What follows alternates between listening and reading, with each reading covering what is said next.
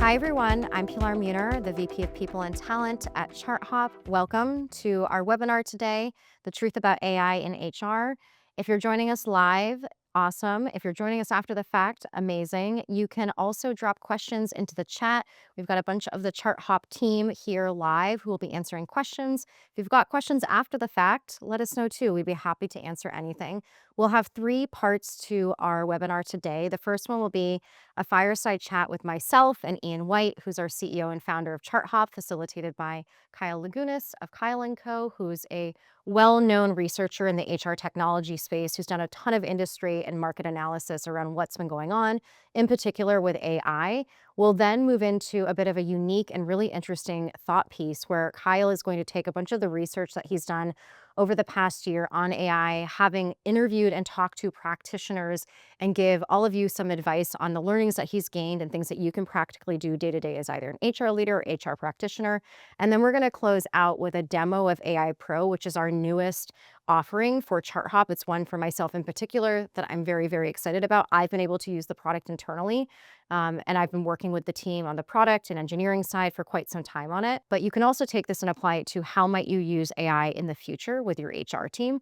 So I think it's really well positioned for anybody to be observing. So let's dive into it. I'm really excited for you all to see this. Hey everybody, Kyle here. Unless you've been living under a rock, I'm sure that you feel like AI is absolutely everywhere and all at once. But the questions that remain is not what just cool stuff can this do, but what actually makes it work and how are we going to make sure we get the most out of it in HR. I'm joined today by Ian and Pilar, and we're going to talk a little bit about the latest coming out of ChartHop and what you can expect. So a real question for you, just straightforward, is what's new here? What can people actually expect out of ChartHop's AI Pro? Yeah, it's really the shift from being able to have AI's system of insight and intelligence to a system of action. For being able to move, we've had for years the ability for AI to help you make sense of all the information in ChartHop. But now the AI agents can actually work within ChartHop to carry out all kinds of different tasks and really up-level the people team's strategy and approach from manual tasks to being able to really drive organizational strategy. So one of the things that I have to observe is AI is moving really fast, right? And something that's different about this wave of innovation is that consumers can actually use these tools too. It's not just what the enterprise hands to them.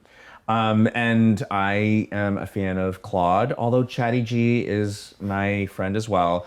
But like they can actually, these consumer grade tools can do a lot of autonomous agentic work as well. So why would I not just go to one of these tools that I might be familiar with? What can I expect that might give me more lift out of AI Pro?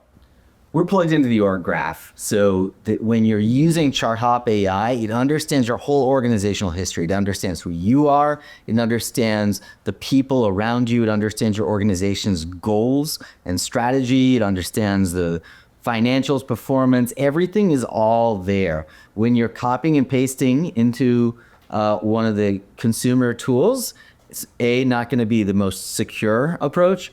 And B, you're going to miss things. The AI, because it's got this whole organizational history, is going to be able to pick up so many different things that you might not have thought to copy into the other system. It's amazing that we've got these consumer tools and business tools that everybody is using because it's allowed this incredible adoption rate. People are, everyone in the world uses ChatGPT, Claude, Gemini, whatever it is, they understand immediately, intuitively how to use ChartHop AI to get to the outcomes they want to get to. Yeah, I think so too. HR has had to drive a lot of change management over the years. We've had to navigate a lot of stuff. And I think that having access to these tools has helped with the workforce building familiarity and experience with them. What about for HR? You are customer zero here. What are you experiencing as the lift that you and your operation are getting out of these latest and greatest coming out of AI? on the contextual side with agents, having agents who have access to all this information, but then also have a purpose, and we can leverage them, whether it's in Slack or other systems, to do things or assist us with things that then they can act on. Oh yeah, it's not scalable, and then that loses the value that of this core promise of AI is like doing these things at scale. Something that's interesting though is like talking about consumer trends of like, I know how to use this now. Now is actually more important than ever to have security for these things. That's exactly right, and that's part of the power of using a system like ChartHop to build agents is every aspect of our permissions model, all of the ways in which individuals have access to data, agents can be restricted, what access agents can what data agents can process, that's all going to be filtered through the combination of the viewer and who's using the agent. We've thought through the whole permissions model so that when you deploy agents using AI Pro, everything is safe. We're a product for builders, we're for HR teams that want to build, and we make it safe to do that in a way that's going to allow the whole organization to benefit from agents in a way that's going to be permission controlled, governed, and auditable. I don't think I would have ever in my career have said like governance is cool, but it really is. I mean, I think that it is like the space, like the HR space, we are conservative by nature. Like that is what we are supposed to do is make sure that we're stewards of the business and helping that navigate innovation and change responsibly and safely. But that doesn't mean that we can't do cool stuff, right? When we were talking earlier, you were talking about something like that started with a business problem. I mean, a lot of people think about agents as just like task automation. But it's not, right? So I would love to hear about like this, how you are using agents to up-level yourself as a business partner to Ian and to ChartHop. Yeah, I think one of the clear examples that we've used, and I think it's not only a clear example of like how to leverage agents and AI, but also where HR's intersection with business problems and challenges, I think is most well utilized. When we took a look at how we wanted to like up-level what we were doing in CS with AI, we ended up implementing an agent that reviews all of our gong calls and the transcripts and then provides coaching feedback. It scores basically how the call went from a client perspective. But actually one of the interesting things that we're reviewing with that too, again, talking about history is, the moment in time isn't just the most important thing. It's how does that call relate to the history of the client behavior and the transcripts. And so we've implemented that agent through ChartHop, and now the managers on the CS team can see how they're performing, how their team is performing, how is this agent rating it, what feedback can we give to the team, what are the trends and analyses that we can observe, and then like what are the actions or decisions that we need to make based upon that. And it can feel very qualitative, but it is very much curated to what we believe is the right thing from a client health perspective, and very much like what Ian and myself and the head of CS have designed as like the rubric and the feedback that we want. And every single day, once we have a gong call that ends, we get it, and it's like real time. It's perfect. But I am really inspired by true agentic AI enabling us to not just have an aha moment in a one-on with an executive and be like, yeah, that'd be really neat. We'll have to see how we can do that. And 6 months later that never got actioned, but can literally have a business problem that we're seeing in a meeting. Let me dig into that.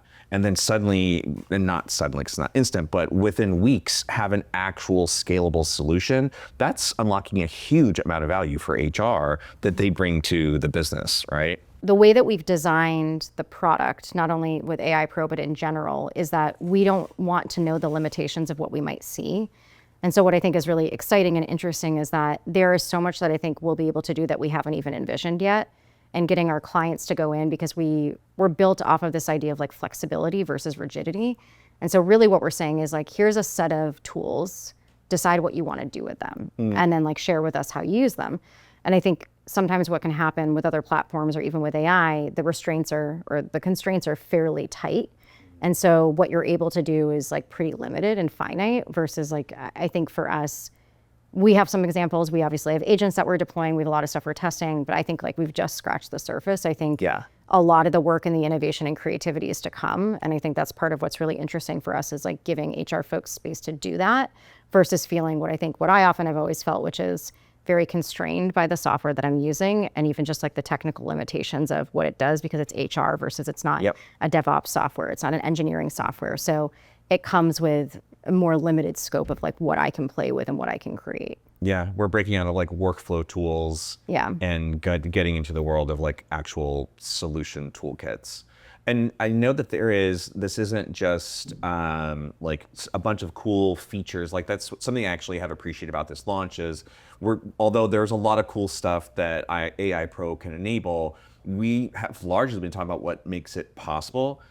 So how are you thinking about like what is possible technologically versus you're shoring up a lot in the platform level to make this like organizationally viable, HR safe and approved?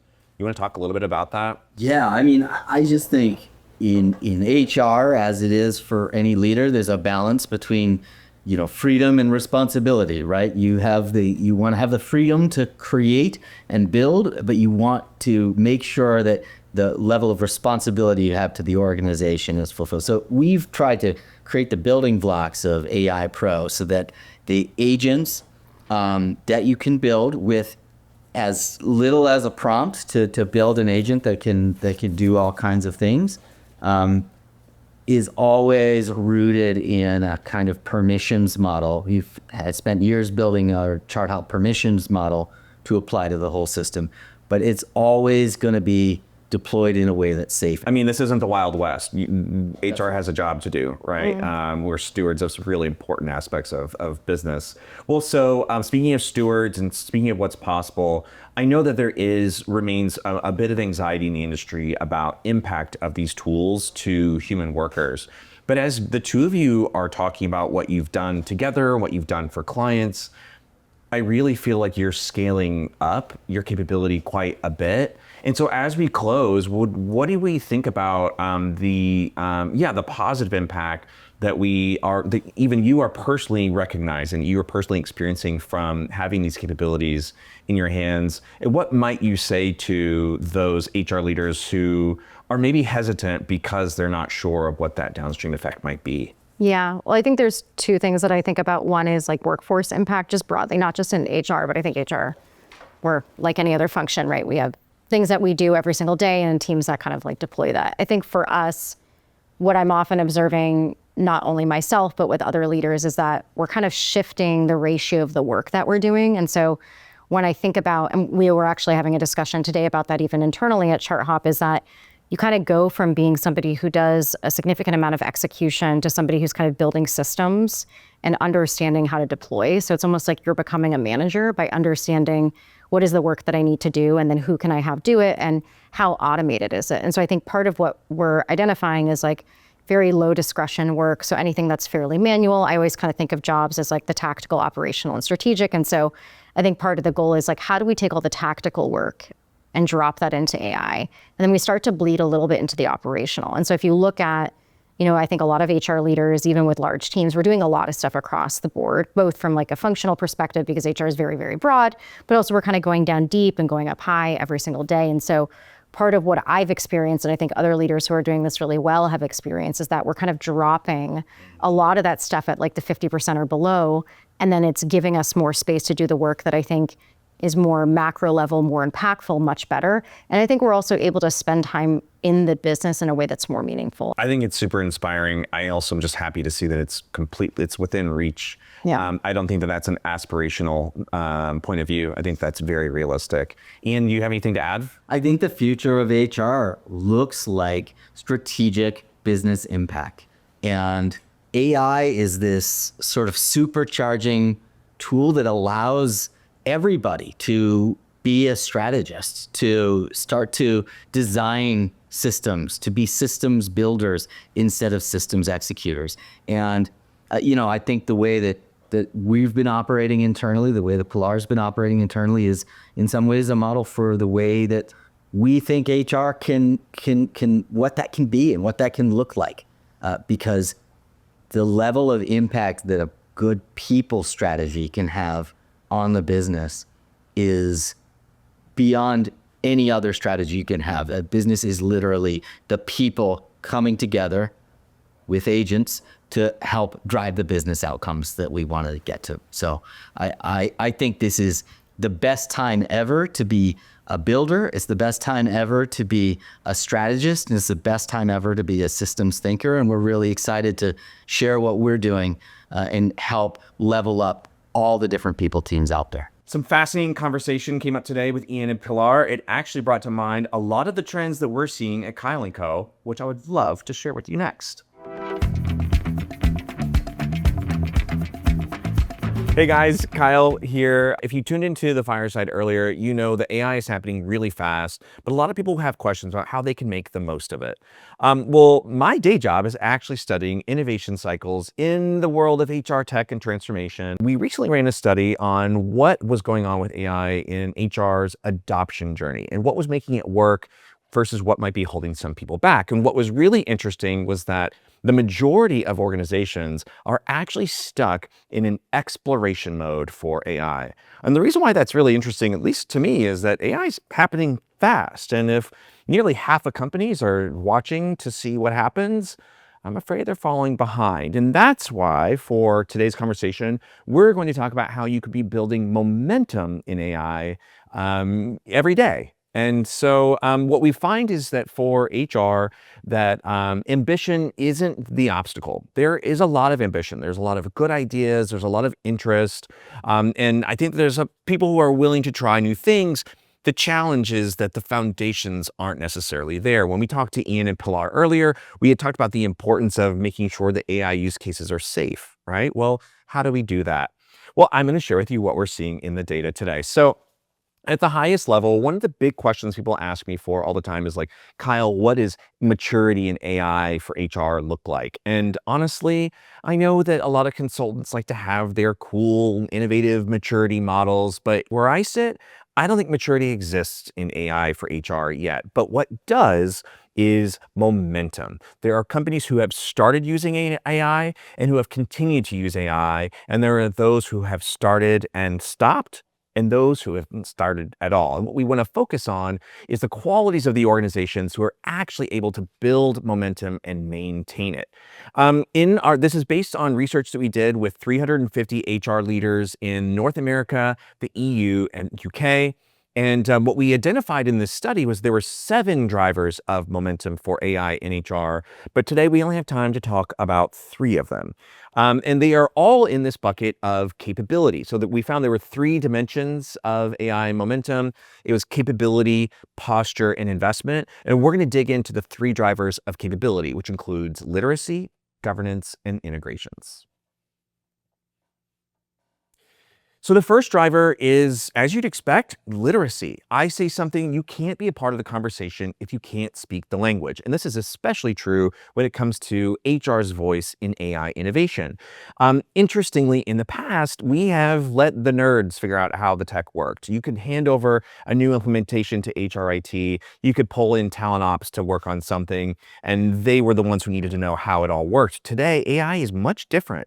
The entire HR organization needs to be at least literate enough to know how these things work and how they don't.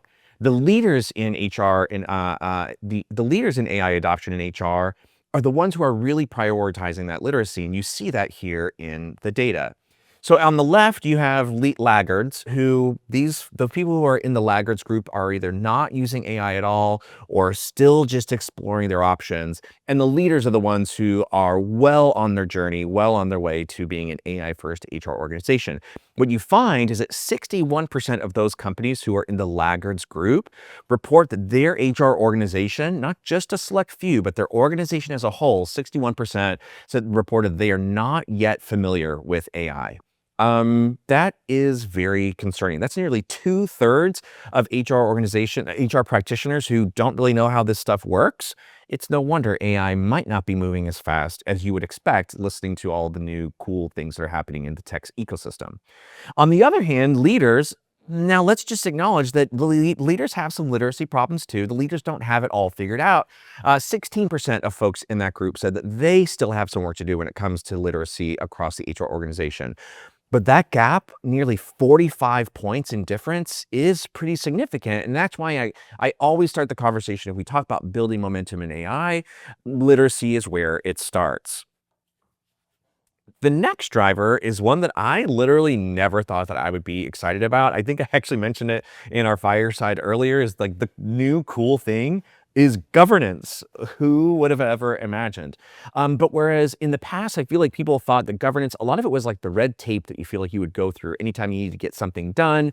Governance is actually accelerating AI in HR. It's setting up the guardrails, and not in a figurative best practice way, but in an actually very real, very specific and practical way.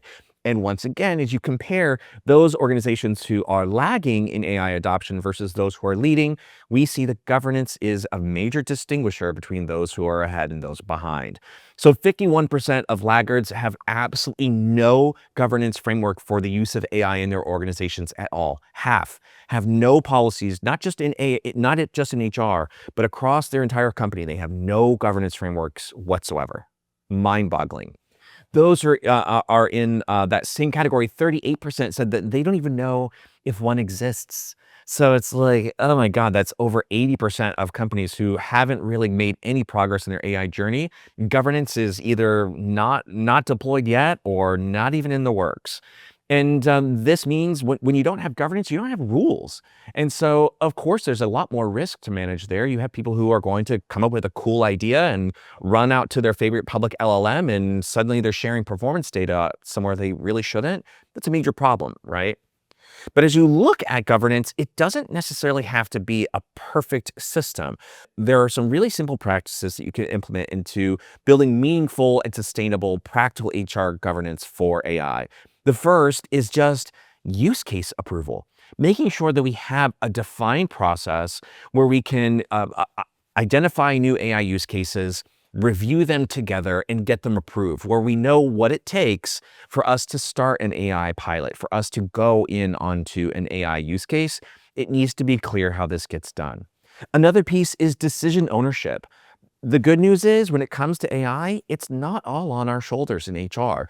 We have colleagues in the organization that help us make decisions, whether finance is making a decision on the business case, IT is making a decision on the technical viability of a solution, or whether legal and compliance are telling us what kind of risk profile a use case has. There is, among the leaders, clear ownership for decision-making around AI in HR. The third is where a lot of us get stuck, which is on privacy and ethics. There is a lot more to consider for governing AI than just the bias boogeyman. There are data privacy considerations and ethics baselines that are actually a lot more common sense than you might expect. And I guarantee you that data privacy regulations exist, best practices exist. In your nearest Google search, you can find some guidelines.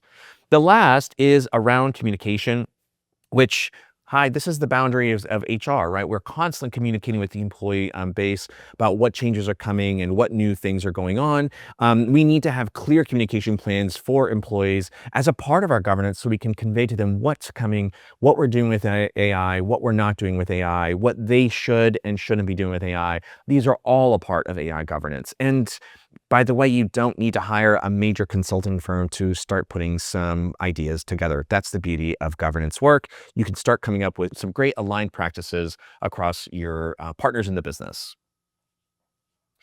The third driver of AI momentum in HR is integration. Now, when I told you that governance was one that I wasn't expecting to be very exciting, integration is also one that is maybe a bit of a sleeper hit. What we're finding is to get the most lift out of these systems, we can't be deploying AI over here and AI over there. Integration is where momentum either lives or it dies, where a use case can have some value here, but doesn't actually make enough impact across the HR operation. This is going to undermine any real ROI on that use case. Again, we look at the differences between the leaders and the laggards, and again, it's worth noting that the leaders don't have absolutely all this figured out, but they're definitely way ahead. 37% of leaders in our survey said that they have full integration of their systems and their data and their processes, where AI insights can actually flow from one system to the next. Comparatively, laggards, 83% of them reported that their HR systems are not integrated at all. They reported fragmented data, siloed insights, and as a result, some stalled pilots. As you look at this, as you look at integration as a driver of momentum in AI, it's important to think about this as a foundational infrastructure, not just some IT project. There is a reason why these systems haven't maybe had deep integrations before, because learning is over here and talent acquisition is over here. We've never had to build in a connection between those systems, right? But if it's all part of driving a data ecosystem for your people operations, suddenly that need becomes a little bit more salient. What we do find is that leaders that treat integration as a foundational infrastructure, as a core must-have, and not just as a back office IT project or a nice-to-have capability, they're the ones that are able to get more lift out of their pilots and to move faster and to move more consistently. So as we look at this, like the recommendation here is not to go out and buy new tools and bolt them onto fragmented systems. That accelerates fragmentation and not results. We need to start building from the core. So what? Obviously, AI can't be solved in one day, but I had 10 minutes and I think that I shared some things that are worth noting. As a recap, most organizations are trying to build the foundation and run the race at the same time, and that's just the reality for us here in HR. But there is stuff that you could be doing day to day without massive AI change management budgets that can give you lift. The first is building AI literacy. Can every HR leader in your organization evaluate an AI use case with confidence? Building governance. Do you actually have a governance framework in mind? And can you get started today? And then on the integrations front, are your systems connected enough for AI to flow? If you can't answer these questions, I think you've got some work to do. And the good news is you don't have to go it alone. I'm sure that your solution partners are willing to lean in and share with you some ideas. Once you're in motion, momentum builds. There are things that you could be doing day to day. Remember just some mantras for you. I love working with mantras. It's how I actually keep a best practice in my head. The first, build literacy broadly. Don't leave it just to the nerds. The second is stand up governance now. Get it done. And the third is prioritize integration before more tools. We need to make the systems we have work better together. That's all the time I have for today, but if you are interested in learning a little bit more about your own organization's AI momentum, scan this QR code and take the AI momentum assessment. It's absolutely free, and you can download the entire 64-page report that we wrote on AI momentum, which is just a little bit of light reading for the weekend. Anyway, thank you for spending some time with me. ChartHop, I'm going to hand it back over to you. Kyle, that was so awesome. Thank you so much for presenting that to the team. As Kyle mentioned, if you are interested in learning more, he's got a full 64-page report on all of those details. And I would highly recommend you check it out along with other research and industry information that he's done over the years and that he continues to do with his team. Next up, Kyle, myself, and Melissa Clark, who's a senior product manager at ChartHop, will be going through the AI Pro features and what you can expect with some real use cases in a demo environment that we put together to show to you all. I'm really excited for what you think. Okay, let's dive into it. Today, I'm going to walk you through a couple of use cases of AI Pro. One of the things that ChartHop does really well is tie all of your data together, but it can be really hard and time-consuming if you need to look at all of that data separately. So one thing that we do is we can actually have AI Pro just build us a dashboard. So I'm going to go ahead and ask it to build me a dashboard specifically about our turnover in engineering, because I noticed that actually in May we had 6 engineers leave, which is a lot more engineers than we typically have leave. So I'm already kind of keyed into something is going on, and I really want to get into the heart of the matter. And pulling up this dashboard is going to really help me actually understand what's going on. So can you build me a turnover dashboard? And I'm going to ask it to include a breakdown of turnover by level, gender, and team, so I can get a full picture. And in this example, are you asking as a manager, HR leader, like who do you envision creating these dashboards, or maybe is it everyone? I envision our people ops team, so it would be like HR or operations, typically someone who's going to be talking to an HR BP, talking to a department head, someone who says, hey, listen, we've got a problem. We've had a lot of turnover. I don't know what to do. What's our next step? And they're going to be looking for help. And who are they looking for help for is going to be their people ops team to say like, okay, well, let's look at what's going on here. Yeah. I feel like I'm jumping ahead a little bit, but in the spirit of what we talked about earlier, would it then also be possible if you said, okay, if attrition exceeds X percentage on a rolling basis, like if you were to do like a 6-month look back, I want you to highlight that for me and like send me something. Right. You know, I think every company's got different thresholds for what is healthy attrition versus unhealthy, or maybe it's like regrettable, non-regrettable, involuntary, voluntary, but actually having like a trigger in place to say like when it hits the threshold, I want you to flag it to me and tell me information, like, which I assume we can do, right? Yeah. Yep, really easily. In that case, it actually, what I love about ChartHop is it gives people ops teams, it gives executives the ability to take their actions from reactive to proactive. So now you don't have to just say, oh no, we lost all these people, how do we fix it? You actually can say, what I don't want to have happen is X. So how do I prevent this from happening? I can just put all of these automations into ChartHop, and as it starts to see trends happening, I can actually have it key off of that, send me messages so that I'm being notified that these trends are occurring. And then all of a sudden, I'm just going to be ahead of this and be proactive. So I don't even have to wait for the fallout. I can just be ahead of this. Yeah, it's almost like a prediction analysis for employee retention to see, I don't know, I guess it's not that dissimilar than other analyses that we might do where, you know, what do we think are the largest indicators of retention or attrition at the company? Like what kind of deviates when employees stay versus go? And could it help us predict that? And is it healthy attrition or unhealthy? And how do we mitigate that?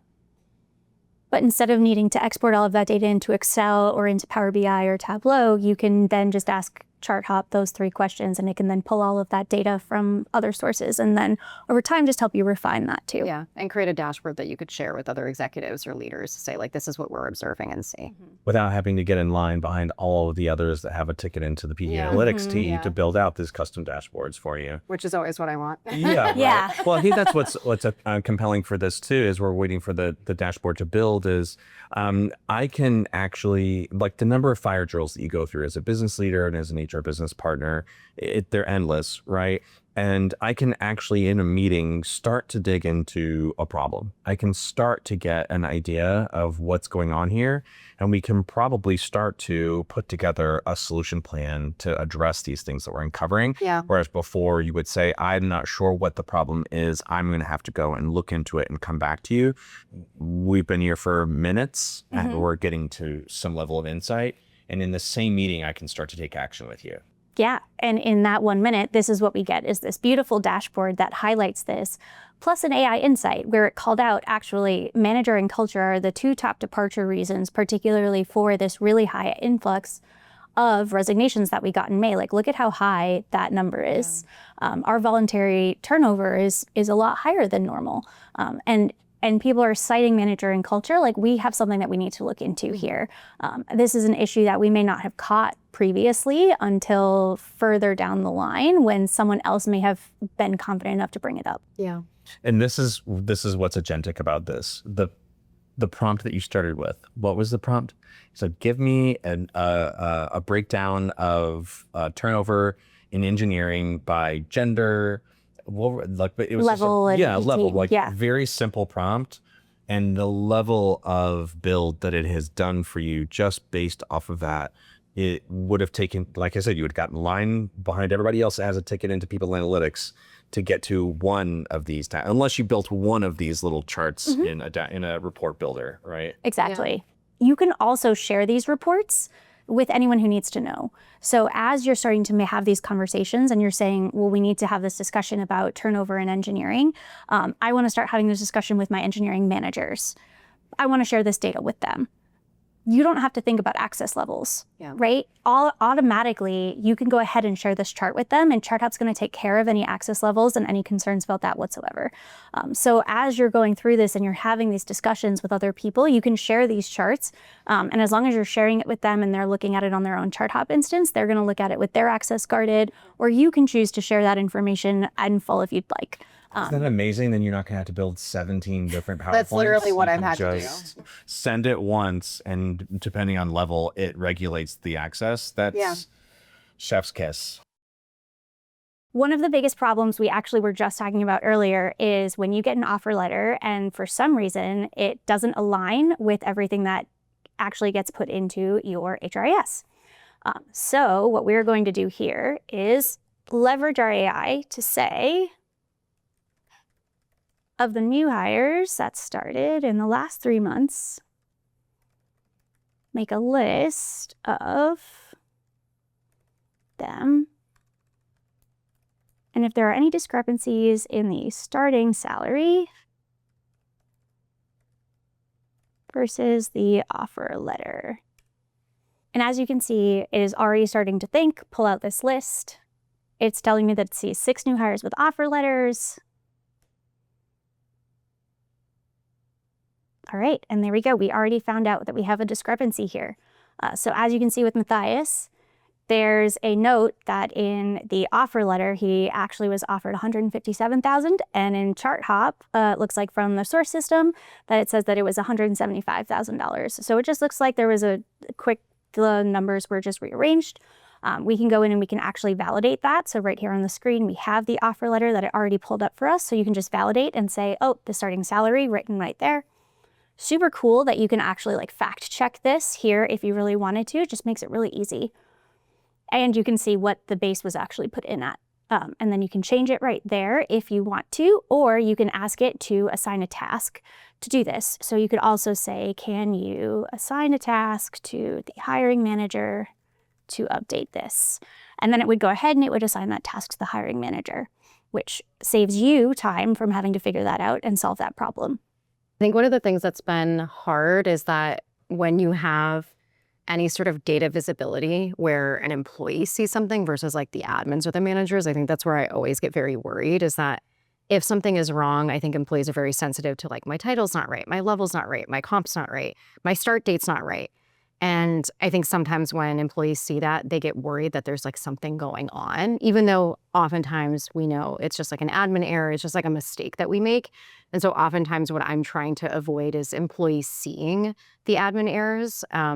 If we're doing it on the back end, that's fine, but I never want the employees to feel like what they're seeing isn't correct. That's because something's wrong or we have the wrong interpretation of what their compensation should be. That's a good call out, actually. There's something else you can do here, and you can actually create an automation so that instead of having to go in and ask, ChartHop to check this out for you weekly, you can actually say, hey, can you actually look at this twice a week or every time an offer letter is uploaded and notify me if there are any further discrepancies. And what this is going to do is set up an automation that will send you an email if it notices any discrepancies in the future. So not only did you have it do this task for you, but it's also going to do this ongoing. So it just takes that off of your plate. So there's one less thing you have to worry about. What that actually brings to mind is what Ian was saying in our Fireside. He was talking about how AI Pro is taking like insight into action. This is literally going to do something with the information for you. Yep, exactly. All right, for our next use case, we're going to talk about offboarding. When you're offboarding an employee, there are a lot of steps that need to happen and a lot of things that need to happen in particular order and need to happen really quickly. So for an example, when an employee submits a resignation note, which I'm going to do. So you're submitting it as the employee and saying like, hey, okay, cool.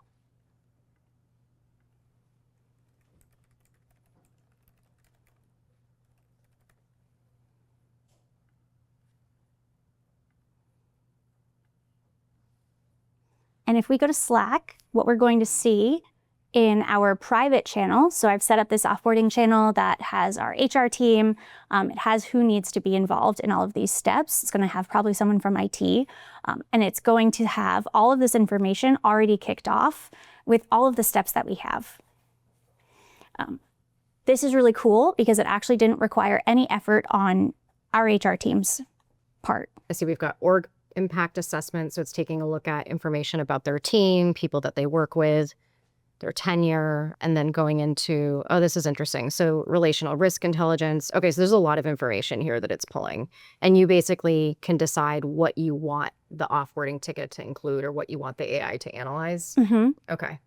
So this can be fully customized. So what we have set up is essentially to look at what any flight risks would be, if there's anything we want to look at in terms of like knowledge transfer, particularly if someone has been here for a really long time, we want to make sure that we're prioritizing like KT. So what you can see here is that we're looking at Ramona actually was a indirect manager for someone on another team, and that person is now being flagged as a flight risk because that person already in their one-on-ones and calibration notes had been noting that there were other indications of a flight risk. Okay. So those notes and indications paired with Ramona now leaving are now flagging saying, hey, all of this data plus this person giving their resignation is saying you really need to pay attention to this. So this is something that I don't think would have been easily surfaced all at the same time if someone just handed in their resignation. Yeah. You're being able to actually say, we're looking at the entire system. This person isn't even on Ramona's team. It's on a completely different team. And we're pulling all of that in. Yeah. So it's basically showing, I guess, like in this instance, because I originally was thinking this was going to be more focused on like task-oriented stuff of like, hey, these are the 10 things you need to do. You need to like remove them from these systems, retrieve their laptop, like file their resignation notice, all these things. But what's interesting here is like you might have a people operations specialist who then is kind of responsible for the task area, but you might have an HRBP assigned to that group. And then you're saying, hey, the HR business partner and maybe Ramona's manager need to pair together now with the indirect report because we've got a flag that there is potential risk and we should probably get ahead of it. And that was honestly something I was kind of expecting because that sort of takes it away from like operations and makes it like a more holistic offboarding process versus just what are the 10 things you need to do? And then like, okay, check off the list, go do them. Well, that's just it, because we've had automation before. Yeah. If somebody submits a resignation in an HRIS, it can trigger actions with the IT team and maybe send a notification to their manager. What I also like about this is like, we're sitting in the flow of work. When we talk about bringing like HR insight into the flow of work, people are using Slack and Teams for day-to-day communications. And this is dropping a really robust report on Ramona with some really material intelligence for the organization to take action on, and not just we need to make sure that the email address is going to be turned off.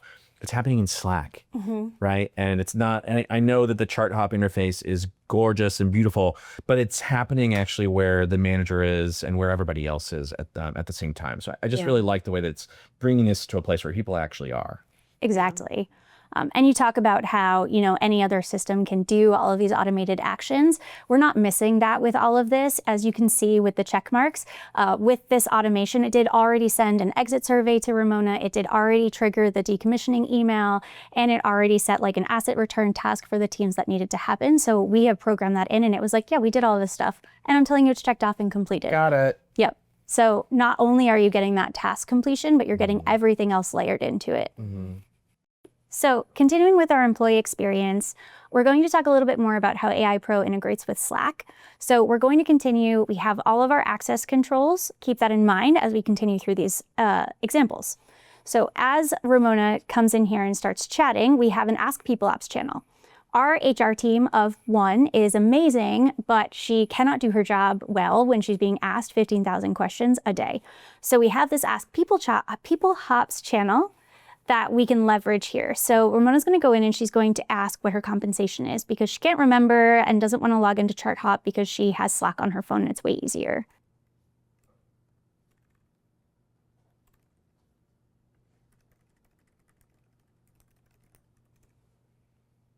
So I asked that in a public channel and our People Hops came back and said, I'm unable to share compensation details in this Slack channel. So this is really important to see as anyone who's really aware that sensitive data needs to stay sensitive. As you're talking about AI, there's a lot of conversations about how to keep that information confidential, or particularly when you're handling PII, things coming from your HRIS. So we're able to ask this question in Slack. Slack is recognizing, and PeopleHops is recognizing that you can't answer that here. However, we can get that answer if I go ahead and ask them directly. So I'm going to go ahead and I'm just going to DM PeopleHops and say, hey, what's my base compensation?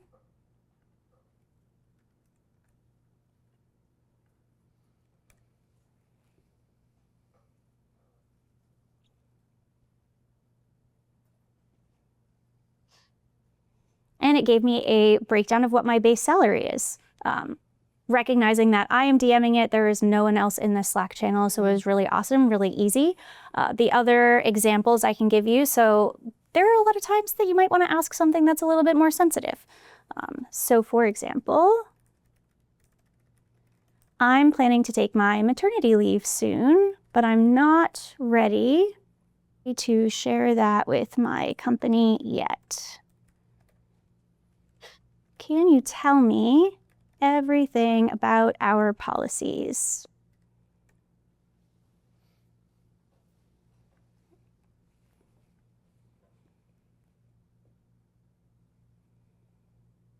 I mean, that's a really common one too. I think we often find that most people don't want to disclose earlier on. I mean, everybody's got a different preference level, but I think what ends up being hard is that there's like so much complexity. And I think even if you're not pregnant yet, just knowing what the plan is and feeling like you can kind of ask it without maybe talking to HR, which is like, I respect that and understand that, but also understand not only like how much time do I have, what are the state laws, what's provided by the company. Like leave is one of the most complex things I think we do in HR because there's so many layers to it. It's very personal. There's a lot of different reasons why it happens.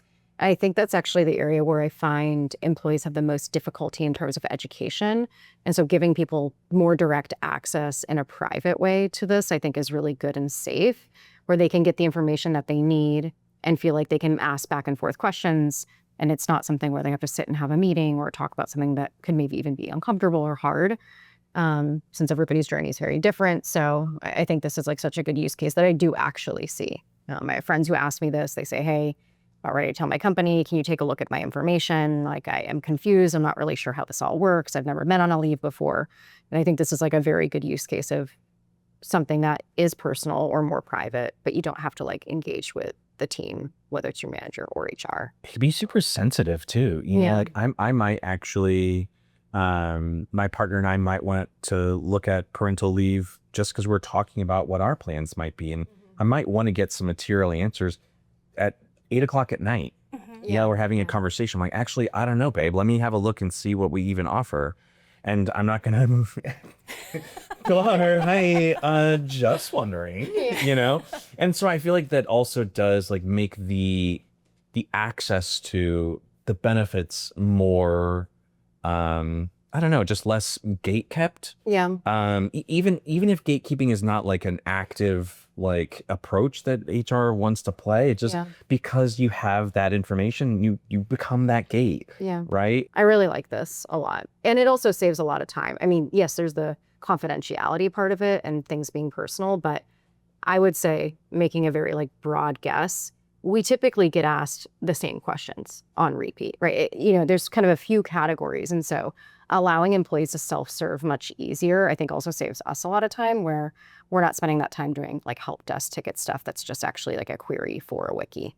This is much richer experience for the employee than you saying, well, just go to the portal. Here's the link to the policies, page. which literally has been the yourself. experience for me before, you know, and like, that's not helping, right? That is not even attempting to triage. That's just like redirecting. Yeah. This actually, like, because we've been talking about employee self-service in HR for a long time.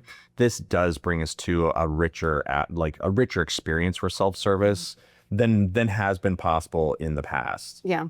Can I get like more nuanced details out of this? Like, can I say, well, I just came back from my medical leave or from my mat leave 11 months ago. Am I eligible to take it again? Thinking about scenarios that might be, again, not wanting to bring up to HR yet, or to my manager. Yeah. Strongly recommend confirming this directly with HR, as there may be nuances not captured in the written policy. I love that, right? I mean, would you feel more comfortable as an HR business partner letting an AI at least be the front door for these conversations, knowing that it's actually reinforcing that, like, you need to go and talk to a human because this is sensitive, but here's what I know. And for a lot of the stuff, especially policy-driven inquiries, it is always, I don't say it's always the same, but there are exceptions, but the goal is for everything to be the same for everyone. And so it's actually a very good use case for AI because it is very literal, logical interpretation versus like a highly nuanced thing. And so I think this is a good example where it's like, your scenario is this, the policy says that. It's very clear cut, you know, and I think that is helpful versus there are situations that are not policy driven, right? We could talk about performance, compensation, those get much more nuanced, right? But I think for things like this, policy retrieval, information around insurance documents, all of that, it's so, so, so good with AI. So that sums up a lot of ways that our AI Pro can help employees leveraging these tools. So it's not just for our HR admin, it actually just opens up a lot more opportunities, not just saving everyone time, but allowing employees to actually feel like they're a lot more empowered at their company to do the things that they need to do. All right, we're ready for our final example here. We've talked about a lot of opportunities to use AI Pro throughout the platform that benefit a lot of people throughout the company. We've talked mostly about your HR data though. ChartHop is able to integrate with a lot of other types of data, including your business data. So what we're going to show you next is a way that you can layer in business data like Salesforce or Zendesk into ChartHop and leverage all of that to give you insights in an instant that you wouldn't be able to get otherwise. So what I'm going to do here is I'm going to actually ask PeopleHops to look at a Gong call and read the transcript and then analyze this with our pipeline from Salesforce, which is really cool. So I'm going to ask it, I have an employee, a fake employee, Marcus, who had a Gong call with a customer Meridian. So I'm going to ask, what do you think the chances are of closing Meridian?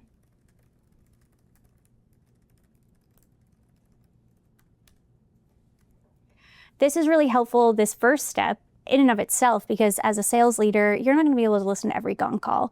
You're not going to be able to be on every sales call with your account executives. So if you're able to ask ChartHop to kind of listen to these Gong calls for you and get the transcripts and get this TLDR, you are able to get a lot more insight into these calls and help your team with coaching, get more understanding about what's going on with these deals in your pipeline. So I see that you are in, because I'm thinking about the sales manager, and I see that you're in ChartHop now, but I see you're using Acme PeopleHops. If you were in Slack, would you be able to ask the same question there?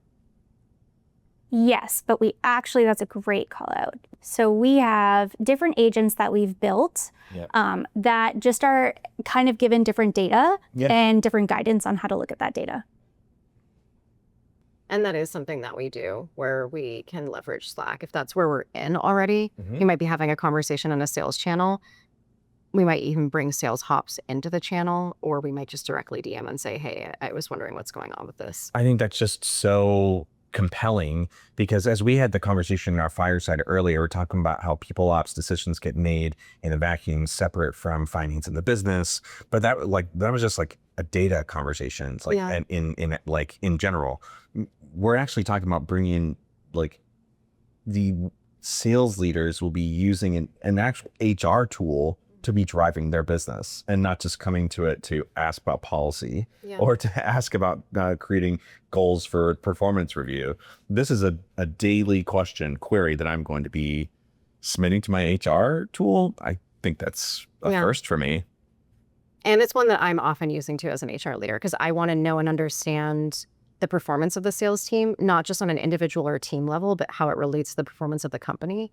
And so what I want to understand and work with my sales leader on is, are there talent observations that I can ascertain based on this that I can support them with? Because we're two different people with two very different perspectives, but can we both leverage something like this to help and assist the teams? And I think the answer, of course, is yes. So looking at what this gave us, you have strong positive signals. It's already laying out exactly what came out in that call. It points out the pain points from the customer.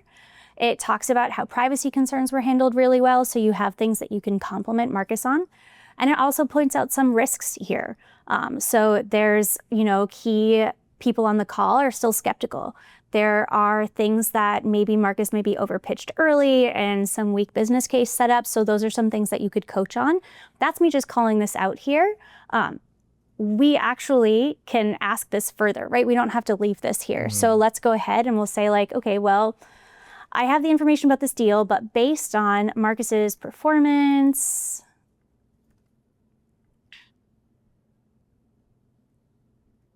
and historical pipeline, where do you think he will land this quarter?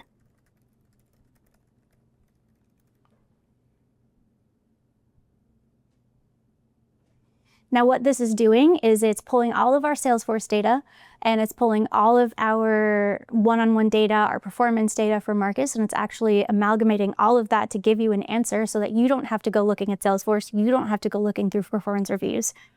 It's just gonna go look through all of that for you. So what this gave us is a great outline of Marcus's pipeline, which is super cool. So that saves me from having to go into Salesforce, which is number one thing I don't have to log into here. Key takeaways, why he's likely to crush it. Love that. But it also calls out some of the risks and gives me some examples of reasons why it's calling that out. It does also bring this back to Meridian, which is the reason I'm asking this. So it says it's most not likely closing in Q2 and gives a reason why. That's just really helpful for me. I started asking about this. I'm asking about the AE and their history. I really wanted to understand, like, how realistic are we that we're closing this deal? That's what I need to know as my bottom line. Now, as a manager, as a sales leader, my next step is like, what can I do to make this better? How can I coach this? So what can I do here? Could you, based on the past feedback and this call, what could Marcus work on?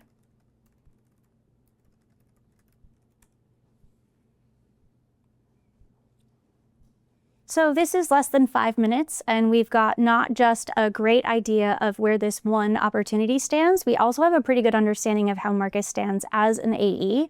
And we're also about to get some really good information about how to help Marcus improve his performance. It's got some great suggestions to lead with discovery. We love that. It also gives specific examples. So it's looking at peer feedback. It's looking at downward reviews. It's looking through gong calls. So we're actually like going through all of these transcripts and saying like, oh, wow, yeah, in this transcript, he said this thing, like, let's pull this in and we're flagging that. And then what it did is it gave me this priority summary, what it thinks is really high. So these are things that we want to coach first, and then things that are less important. So like deepening existing client relationships. That's not going to necessarily improve us closing, increasing ARR this quarter, but it's something that's going to help him long term. This is really awesome. Don't lose sight of his strengths. I really like that. We want to make sure that we are continuing to focus on the strengths of our employees. However, I am not Marcus's direct manager. I'm just our sales department leader. So I'm going to send this and say, can you send this to myself and Marcus's manager for a coaching call? And so now this is going to automatically get sent as a summary of what we need to talk about to Marcus's manager and myself so that we have something that we need to talk about. It's basically generating our next one-on-one notes. And that summarizes all of our really cool AI Pro use cases that we wanted to show you today. So thank you so much. Melissa, thank you so much for showing us all of those various use cases and features. I want to give a big thank you to Kyle Lagunas for coming with us today, facilitating the Fireside Chat and also giving us access to some of the research he's done. Big thank you to Ian as well, not just for being our founder and CEO and being behind so many of the product and technology decisions, but also sitting with us and talking a bit about why he's been excited about the future of AI and AI Pro. If you are interested in learning more about our AI Pro product, you can go ahead and answer a poll. We'll be dropping that in, so you can take a look and do that. Or you can always go to our website and sign up for a demo at a later date if it comes to mind. I would definitely encourage you, if you are someone who's thinking about AI, even if you're not interested in using ChartHop right now, I think a lot of what we have to show around AI will actually get you thinking about the things that are important to you, even if it's not something that you do with us. I think one of the big things we've talked a lot about as a team at ChartHop is that we want to see HR technology across the board adopt a lot of the features and functionality that we're doing, because we really do believe that it's important for HR leaders to have access to all of these various things that AI can do and how important and integral it is in the workforce. So a huge thank you to everyone who's been involved. Thank you so much to everyone who's attended. Reach out to me on LinkedIn, shoot me your questions. We'd be happy to be involved. Big thank you to our clients. I have to give them a shout out. There's so many of you who not only joined this webinar, but have been a part of a lot of pre-alpha and beta testing. You make all of this possible. You make it real for us. So thank you again, everyone. And we hope to see you on a future webinar soon.